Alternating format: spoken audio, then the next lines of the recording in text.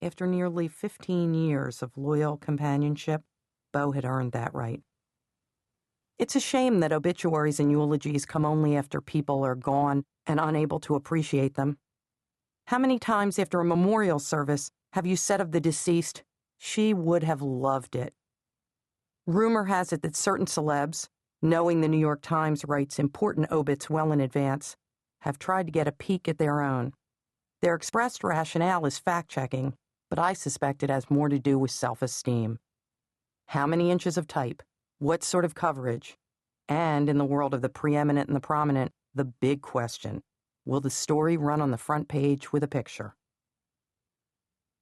Beau, of course, will have no idea what I say about him, although he always seemed to understand that a laptop in its case near the front door meant a trip to the country, which, even in his old age, gimpy as he was, sent him into a fandango. Besides, when I talk about him, I'm really talking about me, about us, about our family, about our life together. Dogs provide many services in the lives of human beings, even human beings who don't need a dog to lead them through their daily routines or to keep predators away from their sheep. In dog shows, the class of dogs who do those kinds of jobs are still called working dogs, but most of them don't work anymore in those particular ways, nor do many hunting dogs hunt. The classification of certain animals as toy dogs, however, remains accurate.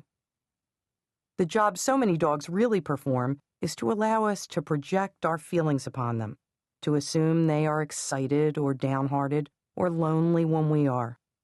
He's so much happier when he's out in the country, my husband always liked to say about Beau. And maybe he was right, but I suspect it is he who is happier in the country, and he liked the idea that he and Beau were of one mind. People do this with their children, too, trying to use them as a mirror or a foil, which is how you come to have otherwise sane men screaming instructions on Little League fields, or women allowing pre-adolescent girls to wear just a little lip gloss, just a little blush.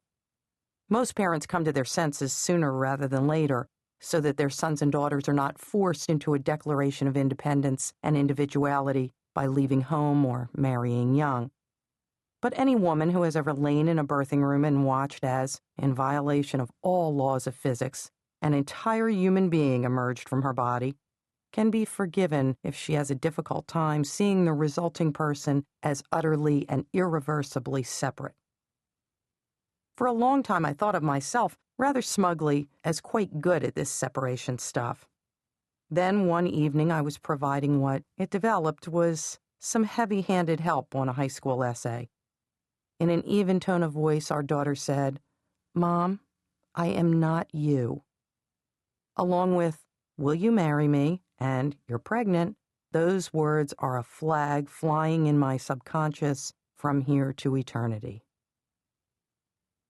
Dogs, however, do not talk or talk back, which is part of their charm in a hyperverbal age, and so they lend themselves effortlessly and endlessly to this sort of projection. So does their essential open-faced affect. It would never occur to me to assume that the cat and I have two hearts that beat as one.